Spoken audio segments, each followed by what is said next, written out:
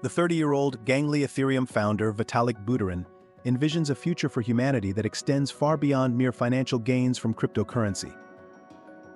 His ambitious to-do list includes dismantling the nation-state, combating climate change, and even curing death itself. Can he achieve these lofty goals? Join us today as we explore how Vitalik Buterin might spearhead a revolution. The spark of revolution first ignited in Buterin's heart during his early teenage years as a Russian-Canadian software developer. "I happily played World of Warcraft from 2007 to 2010, he recalls. The young billionaire recently wrote on his blog, "One day, Blizzard removed the damage component from my beloved Warlock's Siphon Life spell. I cried myself to sleep," Vitalik recalls. "That day, I realized the horrors centralized services can bring."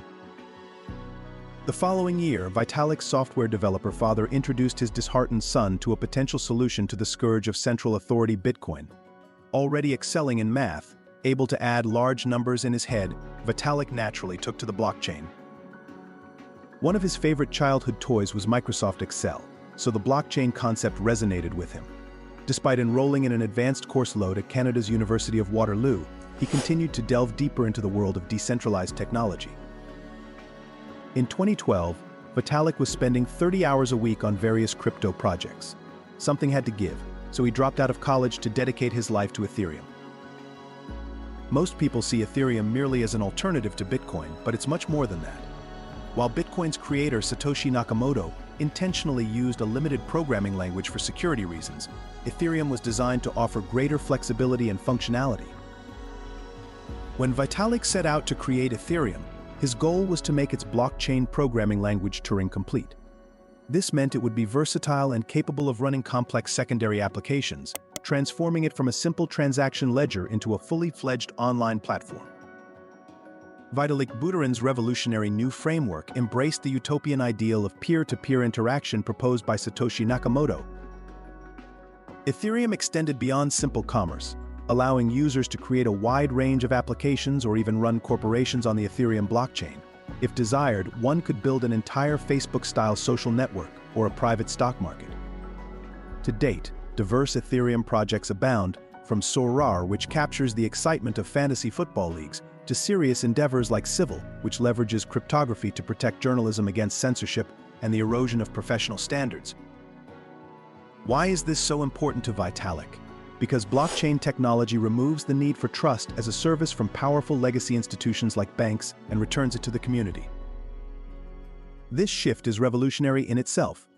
Still bitter about his Warcraft experience, Vitalik told Wired magazine, "I saw everything related to government regulation or corporate control as problematic." He viewed them as plain evil, imagining people in those institutions as akin to Mr. Burns, sitting behind their desks and scheming, "Excellent. How can I screw over 1,000 people this time?" Revolution is inevitable in Vitalik's view because helping the little guy necessarily involves taking authority away from those who currently hold it. To him, power is a zero-sum game. He told CNBC, "If you talk about empowering the little guy, no matter how much you dress it up in flowery terminology, you are necessarily disempowering the big guy. Personally, I say screw the big guy, they have enough money already." Alongside his uncanny intellect described by his colleague as that of a genius alien, Vitalik is not afraid to start conflicts. He has publicly called out Bitcoin evangelist Craig Wright as a fraud and scammer for claiming to be the real Satoshi Nakamoto. Traditional real-world institutions are already starting to recognize his important work, with Visa, JP Morgan Chase, UBS, and MasterCard investing significant sums in Ethereum projects during 2021. Vitalik has not only created a platform for new types of interactions, such as NFTs and decentralized autonomous organizations, but he also possesses a unique talent for communicating these concepts. One of his first roles in the crypto space was as co-founder and lead writer for the influential Bitcoin magazine. Vitalik's ability to explain complex ideas in simple terms has significantly advanced the crypto cause. To this day, he maintains an active blog, discussing his projects and interests with remarkable wit and clarity for a software enthusiast. Not to mention, Vitalik speaks fluent Russian, having spent his early years in Chechnya, as well as English and Mandarin, the latter of which he reportedly learned in just a few months. He is also quite the philanthropist, expressing to Lex Fridman that he believes accumulating wealth for its own sake is a spiritual dead end. On a whim, he donated $1 billion in crypto assets to Indian COVID-19 relief efforts in 2021. One of his most revolutionary ideas is that nation-states are long past their prime. He argues that countries are inefficient and slow-moving, suggesting it is easier to focus on a single city instead. Vitalik suggests that it's easier to garner public interest for adopting a radical idea in specific regions, like charter cities akin to Hong Kong or Dubai, than convincing entire nations to embrace it.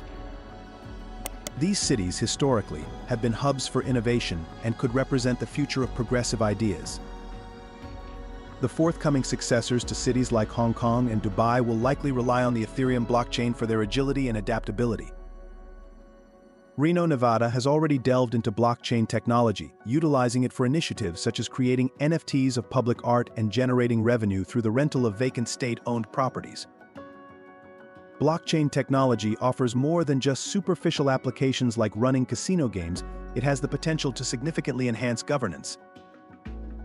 By design, blockchains ensure transparency, making it much harder for governments to engage in fraud or collusion. Vitalik Buterin, often labeled as an intellectual hipster and meta-contrarian, is actually quite pragmatic. He acknowledges his mistakes and is fascinated by the complexities and compromises inherent in his journey to becoming a prominent figure in the tech world. At present, Vitalik is tirelessly endeavoring to transition the Ethereum blockchain to a proof-of-stake mechanism, recognizing the environmental toll of its current proof-of-work technology as a significant error. Surprisingly, despite his prominent position in the crypto world, he remains skeptical of the recent NFT frenzy. In a conversation with Lex Fridman, he confessed his inability to grasp the psychology behind spending large sums on items without a clear rationale for their enduring value. Despite his skepticism towards certain trends like NFTs, Vitalik is deeply intrigued by the idea of eternal life, investing significant resources in organizations like the SENS Research Foundation. He advocates for exploring philosopher Nick Bostrom's allegory of the dragon tyrant, which challenges the societal assumption of death's inevitability. He envisions a future where the sorrow of witnessing loved ones passing becomes obsolete, akin to how smartphones eradicated the fear of getting lost in cities. While Vitalik's own mortality is uncertain, his groundbreaking ideas may endure. Could his departure from Warcraft signal the onset of a revolutionary upheaval? Share your thoughts in the comments and subscribe for more thought-provoking tech content.